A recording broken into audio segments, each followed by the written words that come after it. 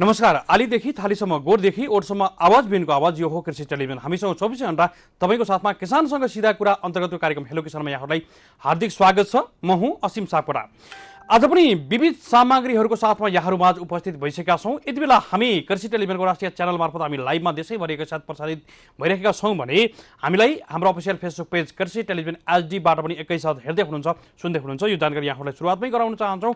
हामीले हरेक विषयहरूलाई उत्तिकै महत्त्व दिने गरेका छौँ र त्यो विषयमा प्रवेश गरिसके पछाडि त्यसका जुन विषयका हरेक कुराहरूलाई हामीले प्राविधिक पाटोबाट हामी विज्ञ व्यक्तिहरूका कुराहरू, त्यसै गरी त्यसमा आउन सक्ने सम्भावित समस्या चुनौतीहरूका कुराहरूलाई पनि हामीले सँगसँगै छलफलमा ल्याएर चाहिँ त्यसको समाधान के हुन सक्छ, समाधानमुखी हाम्रो प्रयास सदैव जारी छ। हामीले हरेक विषयहरूलाई उत्तिकै महत्त्व पनि दिएका छौँ। हामीले नयाँ नयाँ विषयहरूमा सँगसँगै नेपालमा अत्यधिक मात्रामा खपत भएका, नेपालमा उत्पादन गर्न सकिने खालका विभिन्न खालका बालीहरू, विभिन्न खालका कृषि बालीहरू, त्यसै गरी विभिन्न खालका पशुपक्षी पालन लगायतका विविध विधाहरूलाई पनि उत्तिकै महत्त्व दिएर हामी छलफलमा ल्याउने प्रयास पनि गरेका छौँ।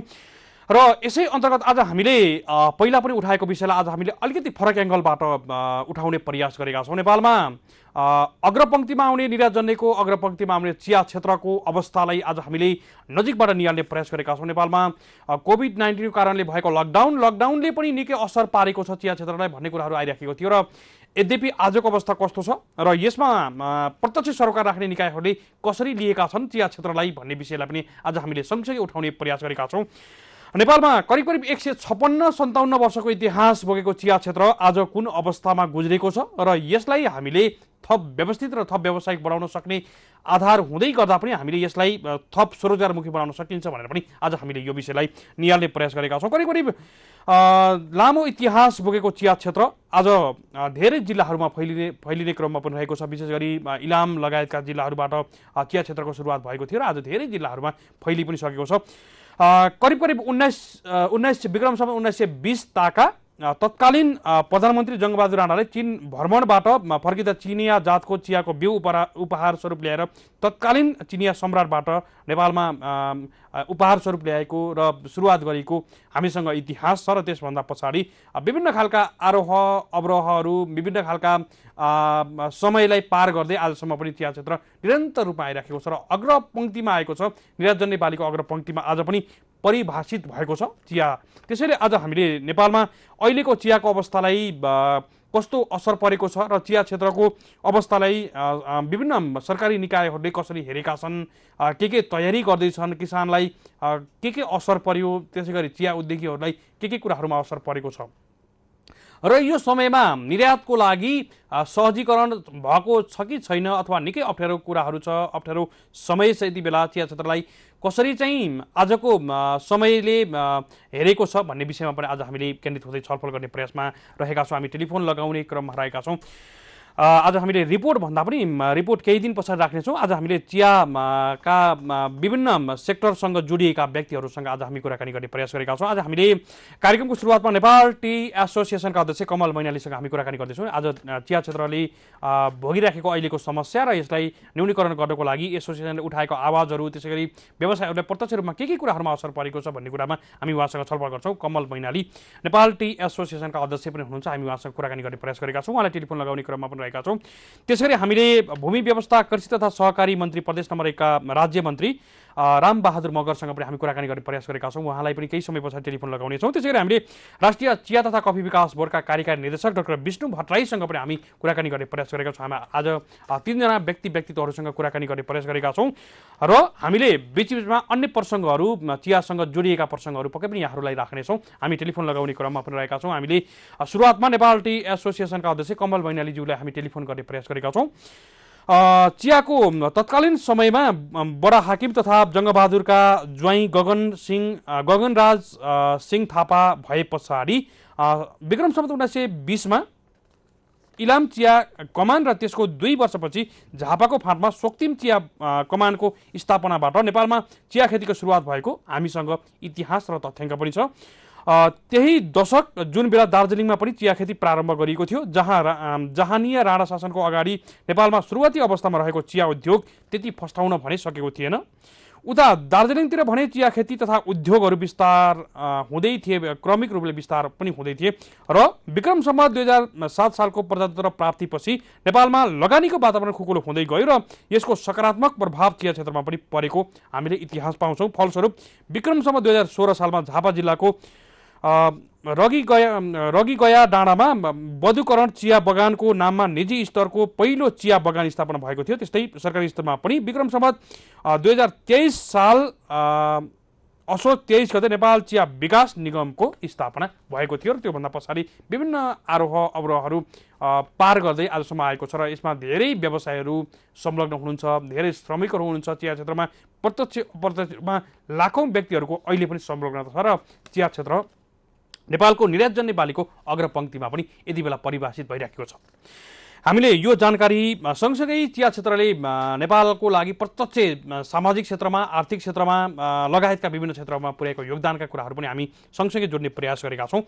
हामीले टेलिफोन लगाउने क्रममा पनि रहेका छौँ। हामीले विभिन्न व्यक्तिहरूसँग उहाँहरूसँग कुराकानी गर्ने प्रयासमा रहेका छौँ र यति बेला हामीसँग राष्ट्रिय चिया तथा कफी विकास बोर्डका कार्यकारी निर्देशक डाक्टर विष्णु भट्टराई हुनुहुन्छ। हामी उहाँसँग कुराकानी गर्दैछौँ। डाक्टर साहब नमस्कार, यहाँलाई स्वागत छ। नमस्ते डाक्टर साहब, आज हामीले चियाको चर्चा र चियाले दिएको रोजगारका कुराहरूलाई सँगसँगै जोड्ने प्रयास पनि गरेका छौँ। नेपालमा कोभिड-19 कारणले भएका लकडाउन र लकडाउन पछाडि भएको चिया क्षेत्रको असर कस्तो परेछ डाक्टर साहब, यो बताइदिनुहोस् न यति बेला सुरुवाती पेजमा।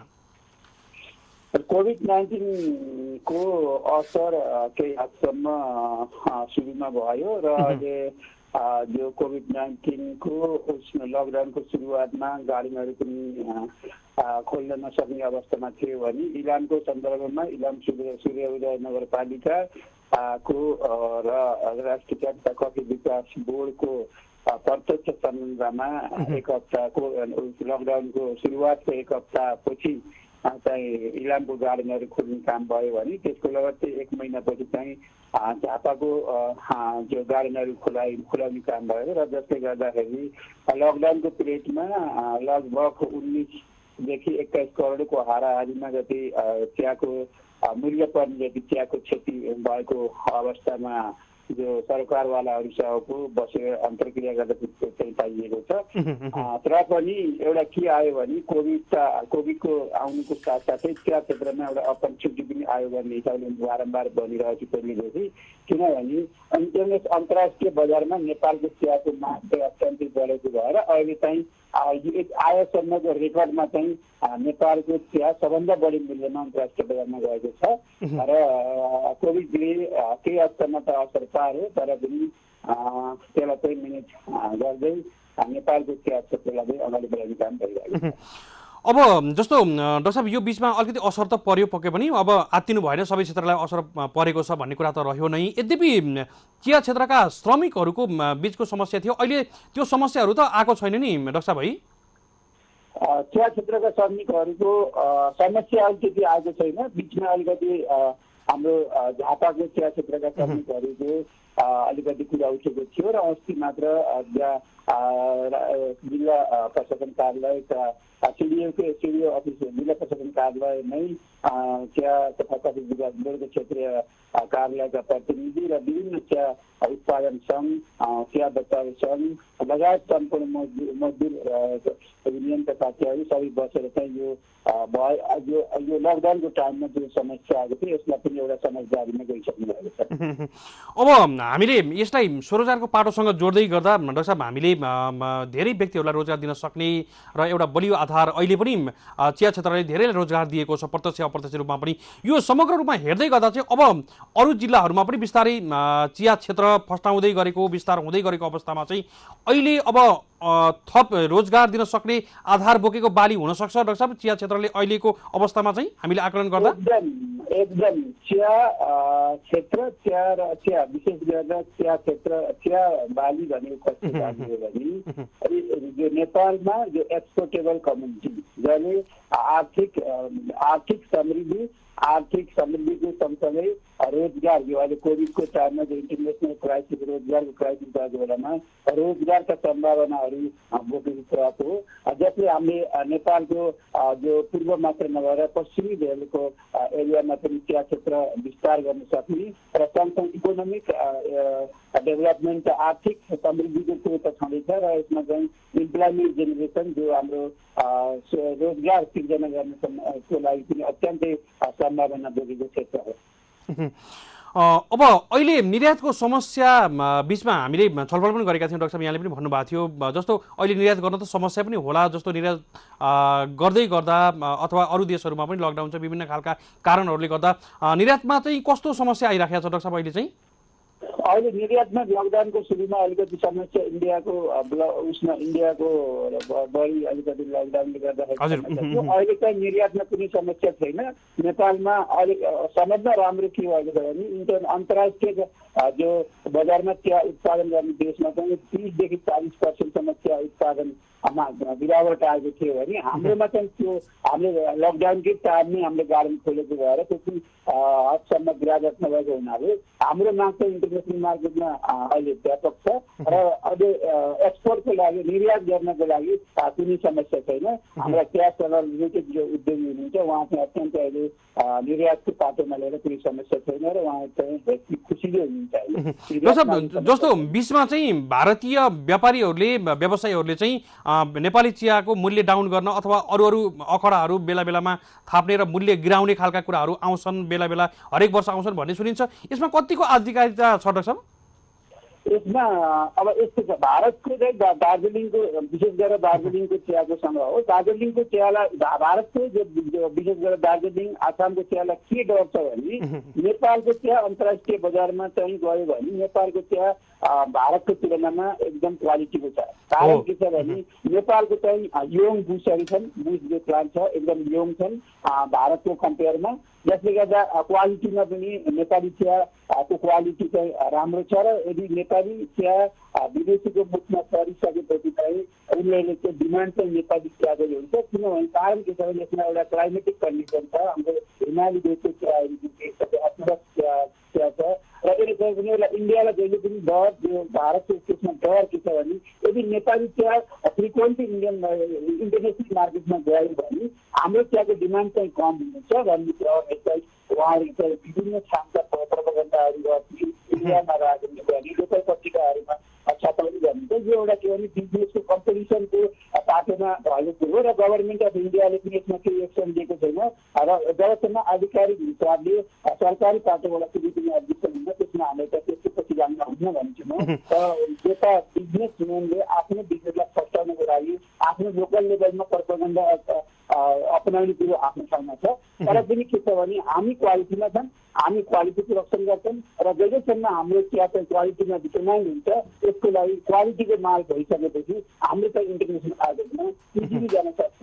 उहाँहरूलाई चाहिँ भएको इन्डियाको विशेष गरेर दार्जिलिङमा भएको चाहिँ के हो भने नेपालको क्वालिटीको चिया छ, नेपालको चिया चाहिँ फ्रिक्वेन्टली इन्टरनेसनल मार्केटमा गयो भने हाम्रो डिमान्ड चाहिँ घट्न सक्छ भन्ने डर मात्र हो। यसमा डराउन पनि केही गरिँदैन, हामी चाहिँ क्वालिटीमा छौँ र हाम्रो प्रोडक्ट चाहिँ राम्रो भयो भने हामीलाई कतिले दिन सक्छ।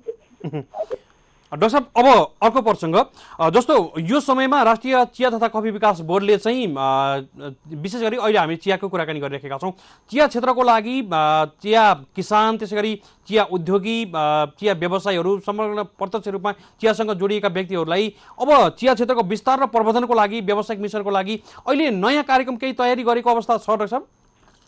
एकदम अहिले मेन भनेको चिया क्षेत्रमा अहिले हामीले हेर्न पर्ने भनेको चिया क्षेत्रको चाहिँ मार्केटिङको पाटो, चियाको उत्पादनमा हामी सन्तोषजनक अवस्थामा छौँ र मार्केटिङको पाटो हेर्नको लागि हामीले के गर्दैछौँ भने विभिन्न देशहरूसँग हामीले चाहिँ एमओयू गर्ने, गभर्मेन्ट टु गभर्मेन्ट एमओयू गर्नको लागि हामी त्यसमा पहल कदमी लगाएको छौँ र त्यसको लागि सबभन्दा मेन चाहिँ भनेको हाम्रो प्रोडक्टको आइडेन्टिटी, हाम्रो प्रोडक्ट जस्तै अब अहिले ट्रेडमार्कको कुरा म निकालिरहेको छु। ट्रेडमार्कले विद्यार्थीहरू गर्दाखेरि ट्रेडमार्कको कुरा उठेर इन्ड नभएको चिजलाई चाहिँ अहिले हामी चाहिँ फोकस चाहिँ के गर्छौँ भने ट्रेडमार्क जसको उद्देश्य के छ भने एउटै नामबाट नेपालको आइडेन्टिटी भएको छ इन्टरनेसनल मार्केटमा हामीले पठाउनको लागि सहज होस् भनेर अहिले ट्रेडमार्कमा हामी फोकस गर्दैछौँ र सम्भवतः यो ट्रेडमार्कको पनि एउटा भदौको 14 गते इलाममै घोषणा गर्ने एउटा विस्तृत गरिसकेको छौँ। तर अहिले कोभिड-19ले इलाम जान सक्ने कि नसक्ने भन्ने एउटा बेगार भएको हुनाले यसलाई चाहिँ अब के गर्ने भनेर म सल्लाह गर्दैछु। मेन भनेको चाहिँ हामी इन्टरनेसनल मार्केटमा पनि जानको लागि ट्रेडमार्कको आवश्यकता हुने भएर अहिले विशेष गरेर चियाको क्षेत्रमा चिया तथा कफी विकास बोर्डले मार्केटिङ प्रमोसनको एक्टिभिटिजमा एकदम अलिकति कडा रूपले अगाडि सारेको। डाक्टर साहब, जस्तो ट्रेडमार्कको कुरा उठि पनि राखेको थियो र अहिले जस्तो यहाँ आइसके पछाडि यहाँले अहिले भन्नुभएको छ ट्रेडमार्कको विषयमा, ट्रेडमार्क आइसके पछाडि अब सहजीकरणका कुरा यहाँले गर्दै गर्दा भोलिका दिनहरूमा अन्तर्राष्ट्रिय बजारमा जाँदै गर्दा ट्रेडमार्क लिइसके पछाडिका के कुराहरू सहजीकरण हुन सक्छ व्यवसायहरूलाई अथवा हाम्रो नेपाललाई के फाइदा हुन सक्छ? मेन भनेको के हुन्छ भने हाम्रो अहिलेसम्म जो इन्टरनेसनल मार्केटमा हाम्रो चिया गएको छ यसको रियल इन्डिभिजुअल प्रोड्युसरको नाममा अलग अलग जसको पहुँच छ यथार्थ भन्दा जसको पहुँच छ उसले पहुँच भएको सरकारवालाले मात्र चाहिँ अहिले विदेश पठाउन सक्नुभएको छ र हाम्रो चाहिँ साना चिया उद्योगीहरू छन् र साना जसको पहुँच छैन उहाँहरू चाहिँ इन्टरनेसनल मार्केटमा चिया पठाउन सकेको अवस्था देखिन्छ।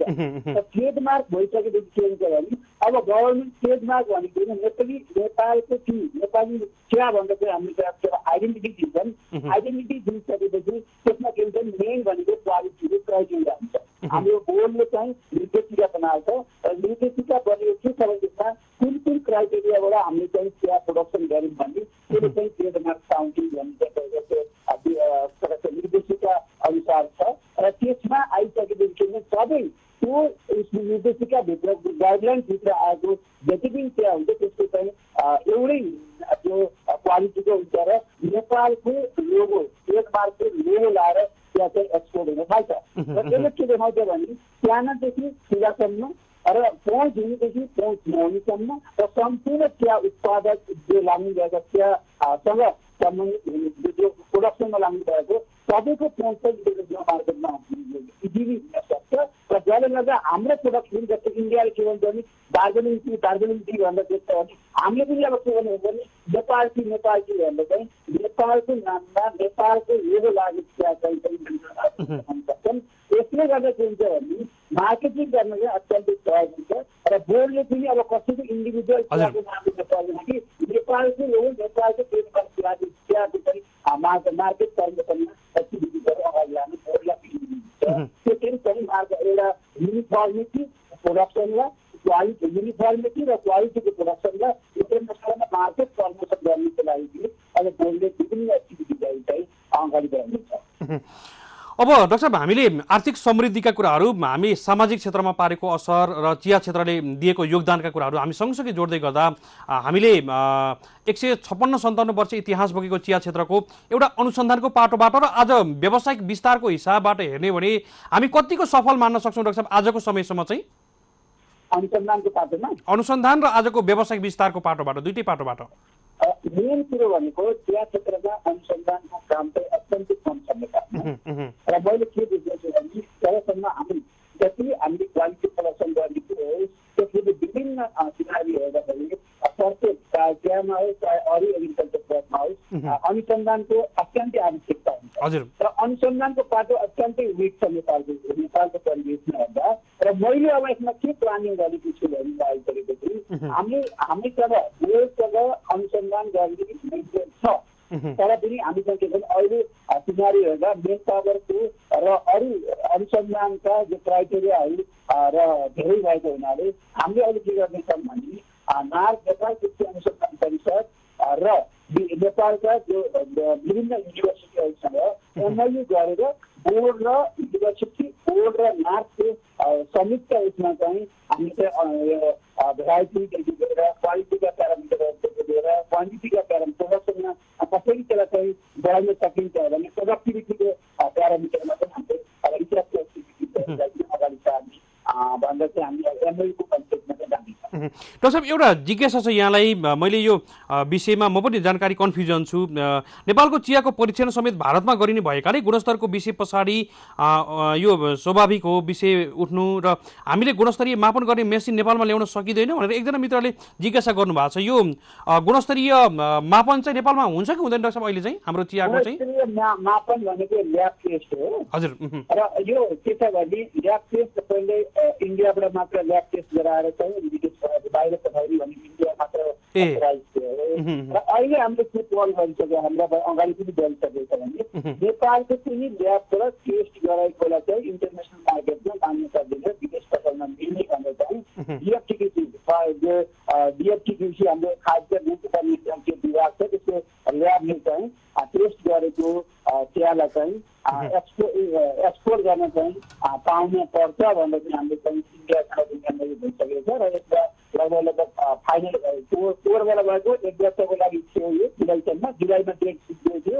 र अहिले त्यो रिभ्यूको लागि कृषि मन्त्रालयले पनि फाइल सदर गरिसक्नु भएको छ। अबदेखि के छ भने चिया सरकारवालालाई चाहिँ पहिलेदेखि के थियो भने इन्डियामै गएर टेस्ट गराउनु पर्ने, इन्डियाकै ल्याबबाट टेस्ट गराउनु पर्ने, इन्डियाले ओके गरेपछि जो हाम्रो चिया बाहिर जाने कन्सेप्ट थियो त्यसलाई चाहिँ हामी सिकिसकेका छौँ। र हाम्रो नेपालको डिएफटिक्युसीको ल्याबबाट ल्याब टेस्टिङ गरेकोलाई पनि हाम्रो विदेशमा हाम्रो चाहिँ एक्सपोर्ट गर्न पाउने पर्छ भन्ने हिसाबले अगाडि बढेका छन्। र यो चाहिँ अब नेपालकै ल्याबबाट गर्दाखेरि एक्सपोर्ट गर्न चाहिँ हामी गराइसकेका छौँ। र नेपालको पार्टीमा मन्त्रालयबाट अगाडि बढिसकेको छ, डिएफटिक्युसीबाट बढिसकेको छ। इन्डियामा त्यो रिभ्यू भएको लेटर चाहिँ आउन बाँकी छ हिजोसम्म। अब आज र भोलि अथवा पछि 1 हप्ताभित्र त्यो लेटर आउँछ। त्यो भइसकेपछि अब हाम्रो ल्याबबाट टेस्ट गराउन सकिन्छ।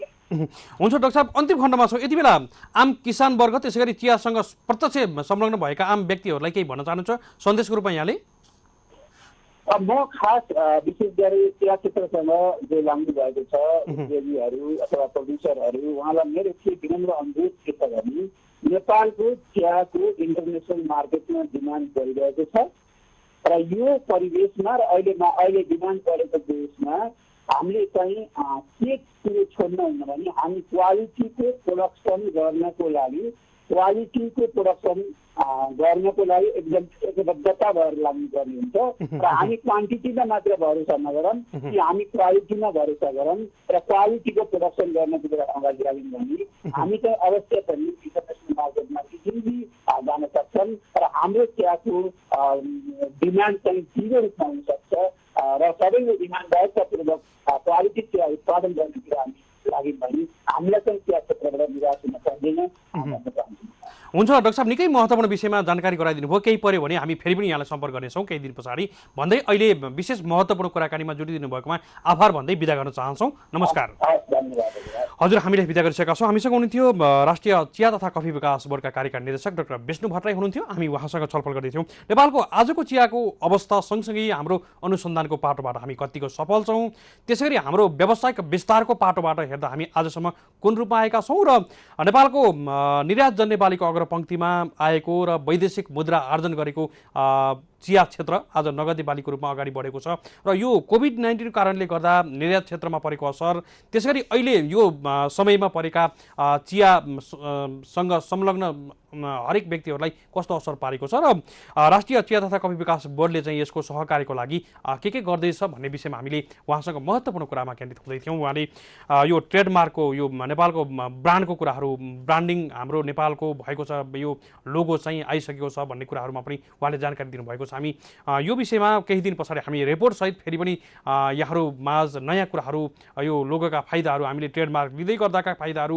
र नेपाललाई के फाइदा हुनसक्छ भन्ने विषयमा हामी पक्कै पनि यहाँहरूलाई फेरि पनि जानकारी गराउनेछौँ भन्दै कुराकानीमा जुटिदिनु भएकोमा डाक्टर विष्णु भट्टराईज्यूलाई विशेष आभार भन्न चाहन्छौँ र उहाँसँग हामी पर्यो भने फेरि पनि सम्पर्क रहनेछौँ। यति बेला भने हामीसँग नेपाल टी एसोसिएसनका अध्यक्ष कमल मैनाली लामो समयदेखि चिया क्षेत्रमा आबद्ध व्यक्ति पनि हुनुहुन्छ। हामी उहाँसँग कुराकानी गर्दैछौँ। मैनाली सर, नमस्कार, यहाँलाई स्वागत छ। नमस्कार, धन्यवाद। कमल सर, हामीले अहिले नेपालमा चिया क्षेत्रको समग्र अवस्थाहरूलाई यति बेला केलाइराखेका छौँ र अगाडि हामीले डाक्टर विष्णु भट्टराईसँग हामी कुराकानी गरेका थियौँ। यहाँसँग अगाडि भनेको अलिक पछाडि पर्यो पालो सिलसिलाबद्ध तरिकाले चाहिँ समग्र रूपमा अहिले चियाको क्षेत्रलाई यहाँहरू जस्ता व्यवसायहरूले हेर्दै गर्दा यो कोभिडको कारणले परेका असरहरूलाई यति बेला साथ दिनुहोस् न, कस्ता कस्ता असर पर्यो र यहाँहरू कसरी सामना गर्दै हुनुहुन्छ? चिया क्षेत्र भनेको एउटा अवसरको क्षेत्र पनि हो, तर यसपालि यो कोभिड-19 को कारणले गर्दाखेरि चाहिँ चिया क्षेत्रमा निकै ठुलो असर परेको छ। हाम्रो उत्पादनहरू चाहिँ 35% जस्तो चाहिँ कमी आएको छ गत वर्षकोलाई हेर्ने हो भने। अब तराईको चिया, चिटिसी चिया पनि मूल्य वृद्धिको भएको छ। सबै चियाहरू अहिले भारत एक्सपोर्ट भइराखेको कारणले मूल्य वृद्धि भएकोले गर्दाखेरि त्यो उत्पादन घटेकोलाई केही मेकअप त गर्ला, तर पहाडको चियालाई चाहिँ निकै ठुलो असर परेको छ। पहाडको चिया चाहिँ अब धेरै साना साना उद्योगहरू चाहिँ 100 भन्दा साना साना उद्योग छन्, उहाँहरूको उत्पादनलाई चाहिँ बजारीकरणलाई एकदमै ठुलो समस्या परेको छ। अब हाम्रो पहिलो उत्पादनमै कोभिड सुरु भइसकेको, चैतमै सुरु भइसकेको हुनाले चैत 11 देखि चाहिँ लकडाउन भएको कारणले गर्दाखेरि हामीले चाहिँ सुरुमा उत्पादनै लिन सकेनौँ, जुन चाहिँ सबभन्दा एकदम मूल्यवान उत्पादन भन्छौँ हामी वर्षभरिको राम्रो उत्पादन भन्छौँ, त्यो लिन सकिएन। केही प्रयास पछाडि फ्याक्ट्री त सञ्चालन भए, तर कामदारहरू पनि एकदम लिमिट राखेर उत्पादन गर्नुपर्ने भयो। बाहिरबाट कामदार ल्याउन नपाइने अवस्था भएको कारणले गर्दाखेरि चाहिँ उत्पादनमा चाहिँ ह्रास आएको छ र उत्पादनको ह्रास सँगसँगै अब यो अन्तर्राष्ट्रिय हाम्रा उडानहरू सबै बन्द भएका कारणले गर्दाखेरि चाहिँ हामी चाहिँ चिया बाहिर निर्यात गर्नलाई चाहिँ सक्षम भएनौँ। हाम्रा धेरै अर्डरहरू चाहिँ क्यान्सल भए, हाम्रा रद्द भए। त्यसले गर्दाखेरि बडा मुस्किलका साथ भारतको बजारसम्म पिराउन थालिएको छ, तर त्यहाँनिर धेरै दुःख व्यवधानहरू छन्। हामीलाई सजिलो छैन र हामीलाई चाहिँ मूल्य पनि एउटा अनुसार चाहिँ पाइराखिएको अवस्था छैन। पहाडको चियालाई चाहिँ यसले ठुलो समस्या पारेको छ। त्यहाँ पहाडका धेरै फ्याक्ट्रीहरू चाहिँ यही अवस्था रह्यो भने आउने साल चाहिँ चल्नै नसक्ने अवस्थामा पुग्ने अवस्था छ। जस्तो कि कमलजी, यहाँले पहाडको चिया र यो अहिले तराईको चिया भन्दै गर्दा तराईको चिया चाहिँ सिटिसीको रूपमा परेको हुने र पहाडको चाहिँ अर्थोडक्सको रूपमा हो। हजुर हजुर, पहाडको स्पेसल्ली यो कोभिडको सबभन्दा ठुलो मार चाहिँ यसपालि पहाडको चियालाई परेको छ। तराईको चियाको उत्पादन कम छ, 35% मोटामोटीको रूपमा उत्पादन कम छ तराईमा, तर गत सालको भन्दा मूल्य वृद्धि भएको कारणले गर्दाखेरि चाहिँ राहत पाउनु भएको छ उहाँहरूले। तर पहाडमा चाहिँ समस्या छ। अहिले पहाडमा चाहिँ अब तेस्रो मुलुक जानुपर्छ कि त भारत बेच्नुपर्छ।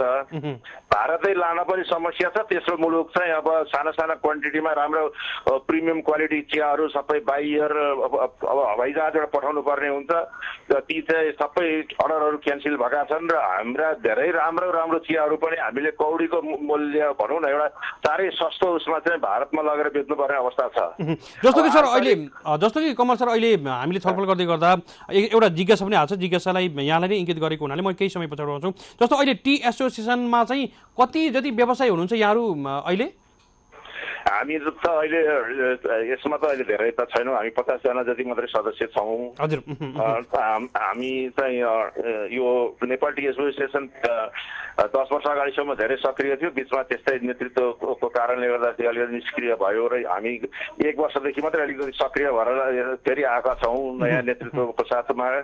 तर हामीले धेरै कार्यक्रमहरू आफ्ना तय गरिराखेका थियौँ। यो कोभिडले गर्दाखेरि चाहिँ हाम्रा कार्यक्रमहरू पनि गतिविधिहरू पनि एसोसिएसनका गतिविधिहरू पनि सबै चाहिँ अहिले पोस्टपोन्डमै भएर बसिरहेका छन्। अब कमल सर, हामी कुराकानीको अन्तिम खण्डमा आइसकेका छौँ। हामीले अगाडि कुराकानी गरेका थियौँ राष्ट्रिय चिया तथा कफी विकास बोर्डका कार्यकारी निर्देशकज्यूसँग। यहाँले सुन्नुभएको थियो त्यो कुराकानी वार्तालाप? मैले त त्यति सुनिनँ त हो त्यो धेरै। ठिक छ, यहाँलाई हामीले त्यो प्रोग्रामको लिङ्क फेरि पठाउँछौँ, सुन्नु पनि होला। हामी पक्कै पनि यो विषयमा छलफल गर्छौँ। उहाँहरूको पनि प्रयास चाहिँ रहेछ अहिले सङ्घबाट, एसोसिएसनबाट यहाँहरू अहिले विशेष गरी अब व्यवसायहरूलाई टिकाउनको लागि, उहाँहरूको व्यवसायलाई निरन्तरता दिनको लागि अथवा अन्य किसानहरूलाई पनि जोगाउनको लागि यहाँहरूको अहिले प्रयासहरू चाहिँ आन्तरिक रूपमा कस्ता कस्ता भइराखेका छन् यो समयमा चाहिँ? अब यस्तो हुन्छ, हामी एसोसिएसन भनेको चाहिँ हामीले व्यवसायीहरूलाई किसानहरूलाई सल्लाह दिने एउटा मोटिभेसन गर्ने काम गर्ने हो होइन, र बजारको अवस्था बताउने हो। तर मेन रोल भनेको चिया तथा कफी विकास बोर्डको नै हुन्छ र चिया तथा कफी विकास बोर्डमा पर्याप्त स्रोत साधनको कमीले गर्दाखेरि उसले पनि चाहे जति गर्न सकिराखेको अवस्था छैन। अब होइन, अब अहिले चाहिँ हाम्रो पहाडमा फिक्कल साइडबाट चाहिँ सबै हरियोपत्ती चाहिँ कच्चा पदार्थको रूपमा दार्जिलिङतिर इन्डियातिर गइराखेको छ। नेपालका उद्योगहरूले कच्चा पदार्थ हरियोपत्ती पाइराखेको अवस्था छैन। अब नेपाल अब पहाडको चियालाई उगार्नको लागि अब सङ्घीय सरकारको कुरो त त्यस्तै हो। प्रदेश सरकारले विशेष चासो दिनुपर्छ, किनभने चिया भनेको 1 नम्बर प्रदेशको मेरुदण्ड हो हामीले बुझे अनुसार। जस्तो कि अब यहाँको कुराकानी भन्दा पछाडि हामीले राज्य मन्त्रीज्यूसँग पनि कुराकानी गर्दैछौँ। यहाँ भन्दा पछाडि जस्तो प्रदेश सरकारको कृषि मन्त्रालयले चाहिँ अब तपाईँहरूको लागि के लिडिङ गर्नु पर्यो, के गरिदिनु पर्यो यो भनिदिनुहोस् त, हामी उहाँसँग पनि यो प्रश्न राख्नेछौँ। अब यो ठुलो जिम्मेवारी अब प्रदेश सरकारको हातमा आएको छ र यसले चाहिँ अब ब्रान्डिङको लोगोको विषयमा पनि यसले सपोर्ट गर्नु पर्यो। अर्ग्यानिक प्रमाणीकरण, तेस्रो मुलुक निर्यात गर्नको लागि अर्ग्यानिक चियाको चाहिँ डिमान्ड छ, त्यसलाई प्रमाणीकरण गर्ने महँगो छ, यसमा सहयोग गरिदिनु पर्यो। र अब अर्ग्यानिक मलहरूमा चाहिँ अनुदानको व्यवस्था गरिदिनु पर्यो। अब बिजुलीकोमा दिनु पर्यो। अब चाहिँ किसानहरूलाई 12 महिना आफ्नो हरियोपत्ती चाहिँ फ्याक्ट्रीसम्म पुर्याउनका लागि चाहिँ कृषि सडकहरू चाहिँ 12 महिना चल्ने बनाइदिनु पर्यो। यी आदि कुराहरू चाहिँ प्रदेश सरकारको उसमा छ। प्रदेश सरकारले चियालाई चाहिँ एउटा चाहिँ मेजर इस्यु हो भन्ने बुझेर चाहिँ यसमा चाहिँ ध्यान दियो भने चियाले वातावरण जोगाउने, भूक्षय गर्ने, गाउँमै रोजगार सिर्जना गर्नेदेखि लिएर विदेशी मुद्रा आर्जन गर्ने समेतको काम चाहिँ चियाले ठुलो रूपमा गर्छ।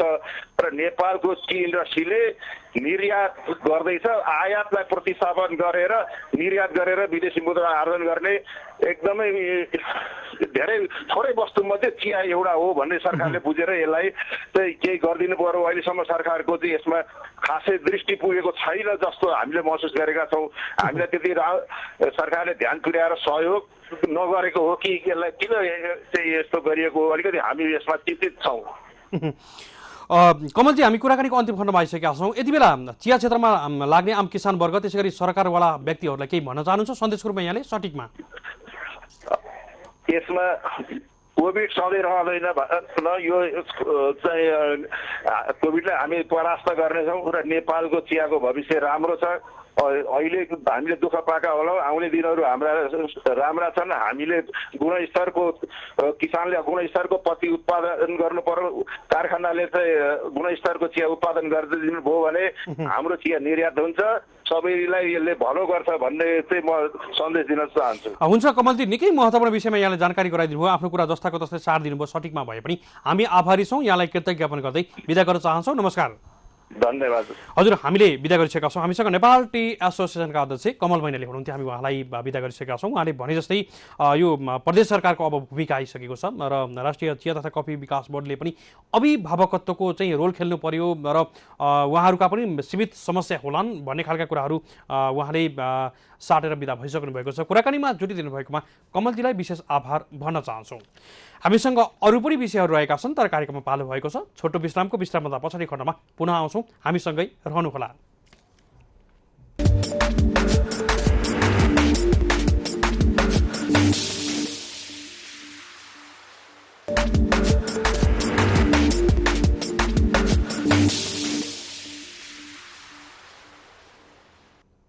हजुर, कार्यक्रममा पुनः स्वागत छ। हामी यति बेला कार्यक्रम हेलो किसानमा रहेका छौँ।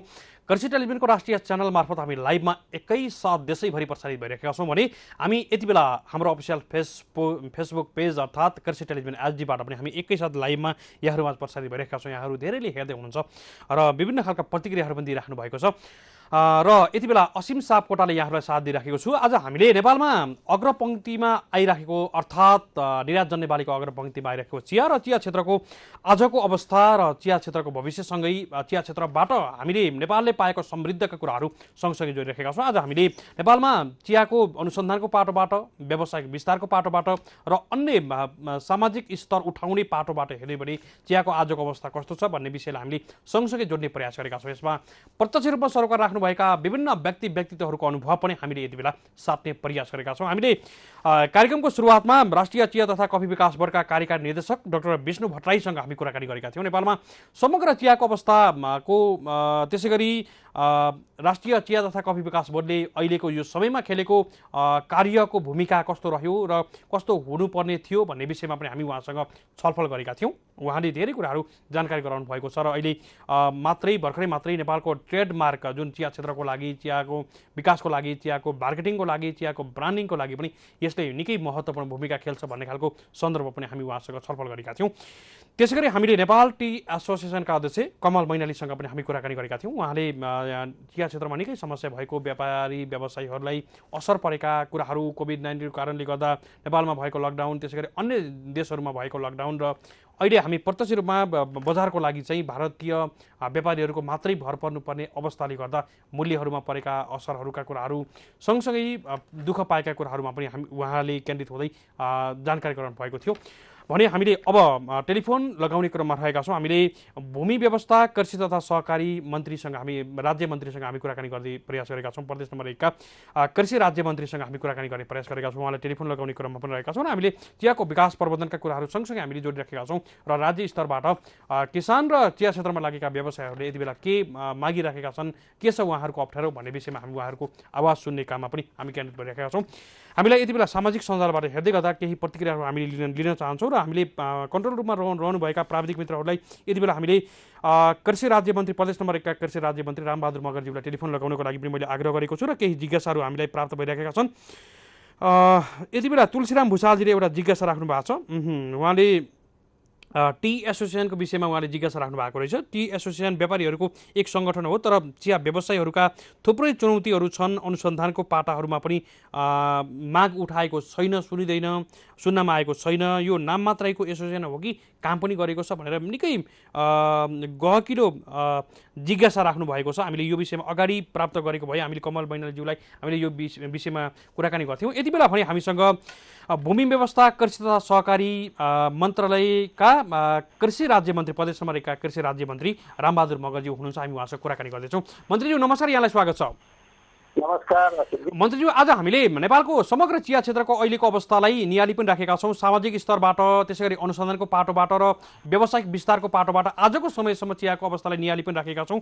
हामीले अगाडि राष्ट्रिय चिया तथा कफी विकास बोर्डका कार्यकारी निर्देशकसँग पनि हामी कुराकानी गरिसक्यौँ। त्यसै गरी नेपाल टी एसोसिएसनका अध्यक्ष कमल मैनालीसँग पनि हामी कुराकानी गरिसक्यौँ। अब यहाँसँग हामीले जोड्दै गर्दा विशेष गरी प्रदेश नम्बर 1 चियाको हब पनि हो र चिया क्षेत्रको परेको असर र यसको प्रबन्धनको लागि अहिले यो समयमा परेको असरलाई चाहिँ प्रदेश नम्बर 1 को मन्त्रालयले कसरी सम्बोधन गर्यो मन्त्रीज्यू?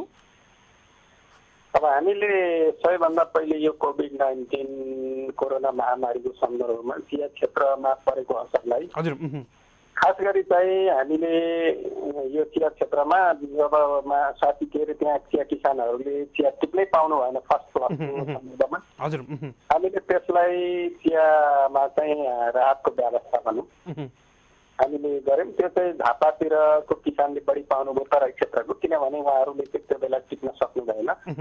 पहाडी क्षेत्रको सन्दर्भमा हामीले केन्द्रसँग पनि समन्वय गरेर अत्यन्त उचित समयमा फर्स्ट क्लासकै बेला चाहिँ टिप्पण गर्नका निम्ति सामाजिक दूरी कायम गरेर नियम पालन गरेर टिप्नका निम्ति सबै स्थानीय पालिकाहरूले चाहिँ त्यसमा चाहिँ नियम बनाएर अगाडि जानुहोला भनेपछि पहाडी क्षेत्रको चाहिँ उद्योगहरू समयमै सञ्चालित भएका छन्।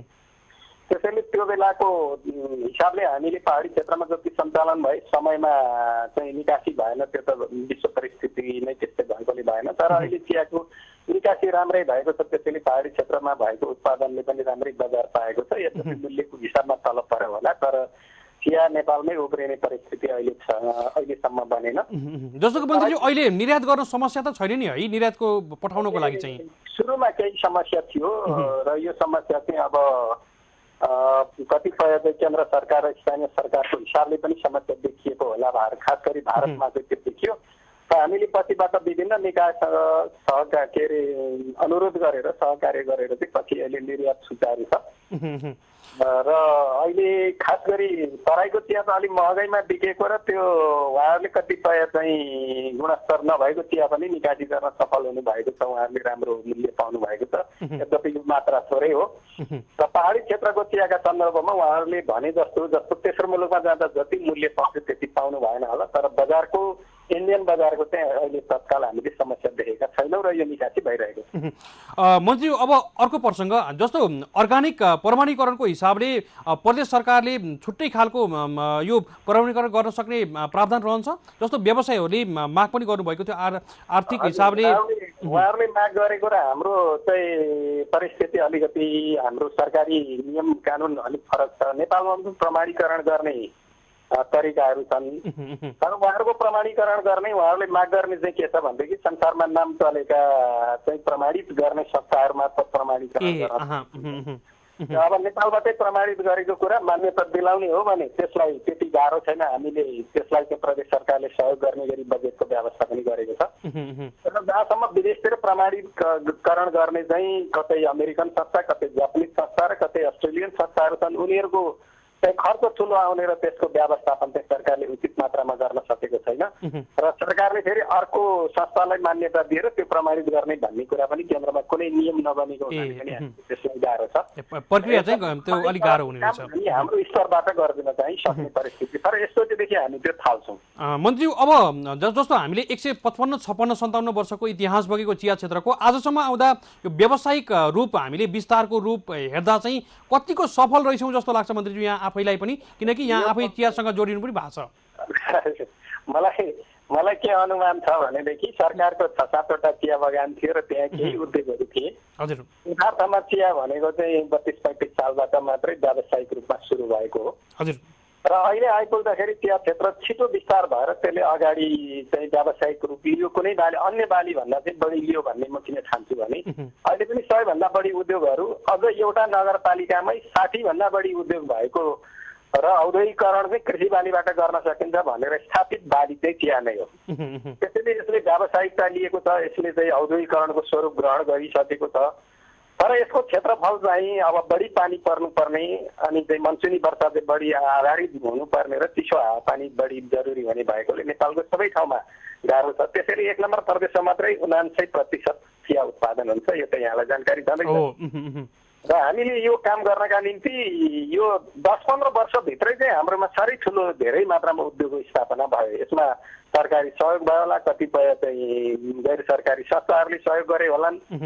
यो सबै चाहिँ प्रयास विभिन्न ठाउँबाट भयो। ब्याङ्कहरूले वित्तीय संस्थाहरूले सहयोग गरे, त्यसैले यो अगाडि गएको छ र व्यावसायिकतामा चियाले धेरै पछाडि फर्कनु पर्ने स्थिति छैन। यो अझै अगाडि बढाउन सकिन्छ। प्रदेश नम्बर 1 यसको मुख्य भूमि हो।